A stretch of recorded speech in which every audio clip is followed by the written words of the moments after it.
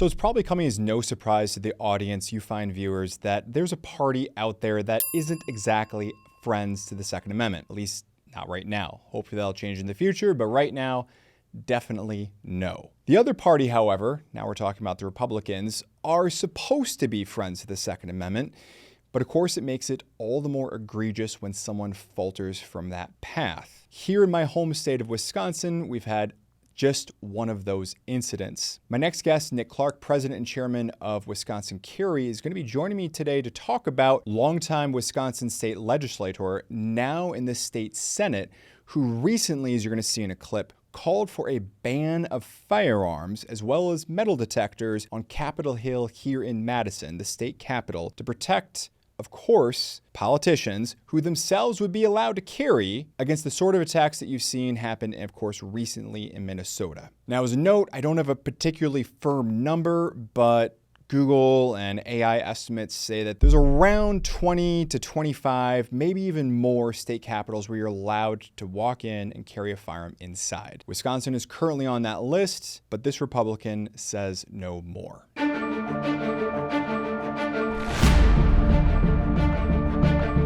So what you're about to see is a brief clip, and you can find the longer interview down in the description box below, but a brief clip of Senator Chris Kapenga, who was objecting to the notion that you and I, free, ordinary, law-abiding citizens, should be allowed to conceal carry in the Wisconsin state capitol. Check it out. Do you also want guns prohibited from inside the Capitol or on the floor? Yes. What Indiana, for instance, it's a great example that I bring up a lot, is that Indiana is extremely conservative and pro personal protection. They allow legislators to carry into the building for protection, which I always do. I always have been armed to protect myself, especially when I'm up in the front in the president's spot. That was, I just felt it was very important. But the general public, they don't need to have their weapons in the people's house. In the people's house, it's their representatives who are elected. That's the voice of the people. And I need to be protected as a public servant, and so does everybody else who's been elected into that spot. We should not be worrying about our lives walking into that building. So you still want lawmakers to be able to carry Absolutely. Inside and on the floor? Absolutely. Nick Clark, president and chairman of Wisconsin Carry, welcome to the program. Good to be with you. So I saw you get pretty heated recently. I mean, you got hot. You're going hard in the paint. What's going on here? Yeah. Well, so, I expect some of this kind of stuff from the anti-gun crowd, especially Democrats. I mean, hypocrisy and double standards of Democrat family values. But when I see that kind of stuff coming from a Republican, especially after how hard that we've worked, and back in 2012 when the legislation was passed, and also just from a standpoint of every election season, Republicans come to me, come to the gun crowd, and they think that our vote is sewn up, and even sometimes using our vote to passing legislation that they know Tony was going to veto just to fire up the gun crowd. But then to turn around and do something like this, that's what really got me fired up, is that this is coming from a Republican. It's the hypocrisy of it, the fact that it's coming from a Republican who's supposed to be pro-gun and who pursues the gun vote and then turns around and does this for gun owners. And there's no logic to it. So that's what got me pretty fired up on this one. Yeah, I mean, in a nutshell, he said that, look, he tried to paint Wisconsin as being this outlier state that just allows everything in, and that, hey, we need to be doing something different about this. Normal citizens, you and I, right, are not allowed to be carrying firearms in the state capitol, metal detectors, bans on carrying, the whole bit. But, of course, we all know that your elected representatives, members of the House, your state reps, your senators, and so forth, they're allowed to carry that, bring in their firearms there to protect themselves. I mean, what did that strike you as? So the first thing is, if the logic is that places where if you think that you can ban guns and make people safer, that perpetuates every myth that the anti-gun crowd would push. So it reinforces that myth. The second piece of it is the hypocrisy of it, that, well, they can carry, but the average citizen can't. So does that mean that their safety is more important? So if there's metal detectors in the building and everybody is scanned, and he was on the show up front talking about carrying in the chamber and carrying in the building. Well, if they've scanned everybody coming in the building, why does he need a gun? I mean, the building should be safe because they've got metal detectors, right? Well, so if the building's safe, he doesn't need a gun. If the building's not safe, then why should everybody else be disarmed? Also, the logic to that is you want to be safe walking to and from your vehicle to the Capitol. If you can't carry in the Capitol, then you can't carry going to and from the Capitol. Well, I've been to Madison enough times. I've testified at public hearings, and I know what kind of stuff goes on outside the Capitol, especially on contentious issues when you're going to testify at a public hearing for a particular issue. So I don't want to walk through that gauntlet unarmed. I don't want to leave my gun in the car. And Senator Kapenga doesn't either, because he wants to exempt legislators from it. But he's basically saying, I mean, let them eat cake. You guys, no guns for you, but we're the ruling class. We can carry guns to and from the Capitol for our safety. We're worried about our safety, and obviously doesn't care about the constituents. And again, when you go to Madison, a place where it's soft on crime, just like Milwaukee, use the streets as a jail, enable criminals, then you get a situation where, again, that's one of the last places I want to be unarmed. And yet a Republican legislature who is supposed to be pro-2A, who comes and courts the gun vote, is going to be the one. And I say this to our members, we don't lose our gun rights to Democrats. They're usually afraid to touch the issue, and there's not enough of them to, take away our gun rights. We lose our gun rights to Republicans who get squishy and throw in with Democrats. Well, this is one step beyond that. We're going to lose our rights to a Republican who's going to champion the issue and reinforce every anti-gun myth that you can get safety by a gun ban. So there's on so many levels, it's frustrating to see. And add to that the fact that it doesn't make any sense. If the guns are banned, they don't need to carry guns either. So if he was at least proposing, I would be against it. But if he was proposing gun ban for everybody, I'd say there's at least some consistency there. But it reeks of elitism. And then the Snow job of, oh, well, he cherry picks a state. Well, Indiana, I mean, that's a pro personal protection state. And you can, as he's working up to this in the piece that he did for Upfront, it's just, he's massaging. And it reminded me of Caesar Flickerman from the Hunger Games, who's the master of ceremonies and makes everything sound great. But at the end, he's just a spin doctor, and he's it's the people's house. But we're representatives of the people. So, I mean, again, he's essentially saying it's not the people's house. So just trying to pull the wool over people's eyes, trying to massage it, trying to spin it into something that this is a reasonable thing to do, on so many levels. And coming from a Republican, it's just very disappointing. It's very elitist, creates a special class of citizens called legislators. And I think that's as big of a concern as reinforcing this notion that legislatures should be given special privileges. I think they should live under the laws that they impose on the rest of us and have to abide. If our safety is at risk because we have to be disarmed, they should too. And again, I don't think anybody should be disarmed. So look at the fact that in Minnesota, he's clearly had this queued up for a while because he had already done the research. He had already other states. So he was waiting for an opportunity. So this happens in Minnesota. Now, it didn't happen in the Minnesota Capitol. These people were targeted in their own homes. So there's not even a parallel there. So this was just something that, again, here was a Republican who courts the gun vote, who had this proposal, this idea, just queued up and waiting for an opportunity to push it in the news cycle and achieve the ends that he wants, meanwhile disregarding the safety and rights of citizens. That's the kind of thing that gets me fired up. Well, yeah, and there's certainly a lot of red meat there to pick at. I mean, you definitely put your finger on the pulse of several of the issues that really caught my attention on this. One of them, just to come back to it, was the fact that you're reinforcing the narrative that, hey, if we hang up a sign, now in this case, they're doing metal detectors and they're doing all this other kind of stuff, right? But just in general, if we hang up a sign, it's going to make it safer. When we know for a fact, we've got John Lott, who did a fantastic study analyzing what's the propensity of mass shootings, right, in gun-free zones versus non-gun-free zones. According to his research, it was about 95% of mass shootings take place in gun-free zones. Now, he got checked hard by, I think it was the Washington Post, who pushed back and said, no, Mr. Lott, we've gone through all of your research. You're way off. It's not 95% of mass shootings take place in gun-free zones. It's 88%. As if that isn't just reinforcing the point now at the end of the day here.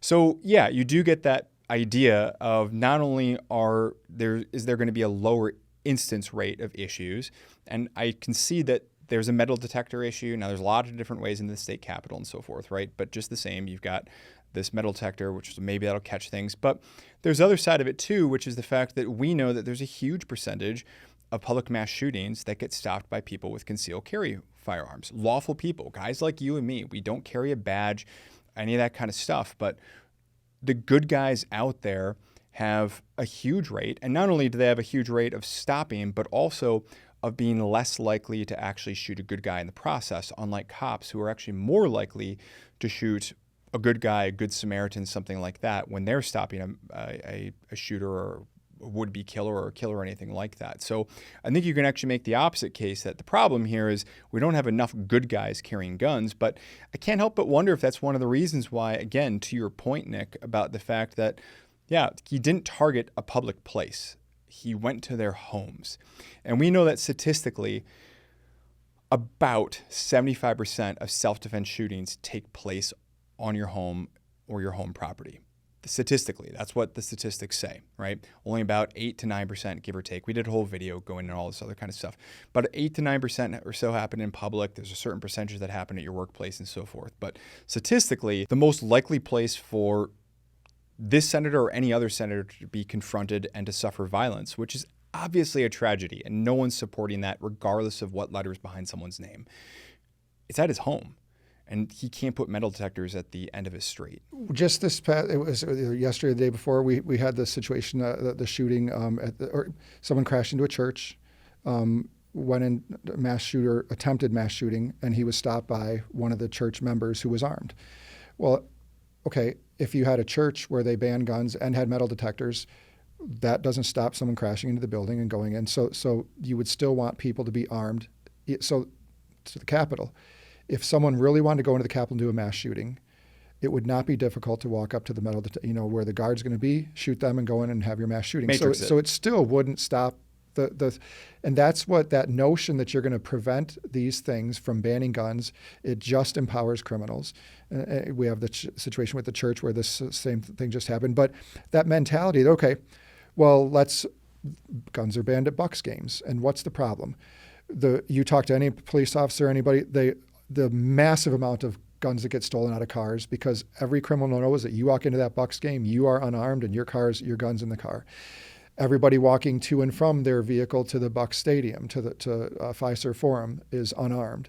Some people spend so much time trying to prevent things that are unpreventable that they aren't preparing for things that are expectable. If you ban guns in all these places, even if you do metal detectors and everybody inside of there, so now you're safe inside of the Fiserv Forum perhaps, but you're completely at risk walking from the Fiserv Forum to your vehicle. If you're safe in the Capitol. Increased risk. To your point, increased risk. You're a marked target now. And so if you're safer in the Capitol, because now Capitol is not like the church, and I've been to the Capitol, and so it'd be hard to run a vehicle in there and get in and start doing a mass shooting. So maybe that's safer in the Capitol, but there's no way you're safer going from your vehicle to the Capitol. You're more at risk.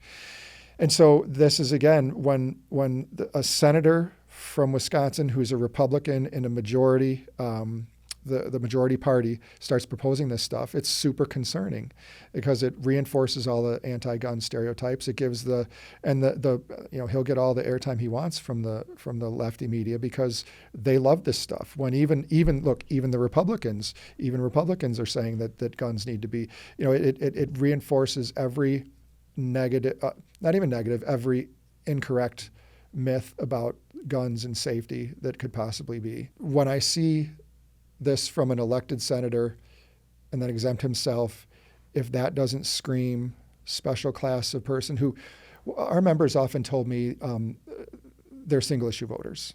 And how a politician stands on the Second Amendment tells them everything they need to know about a politician.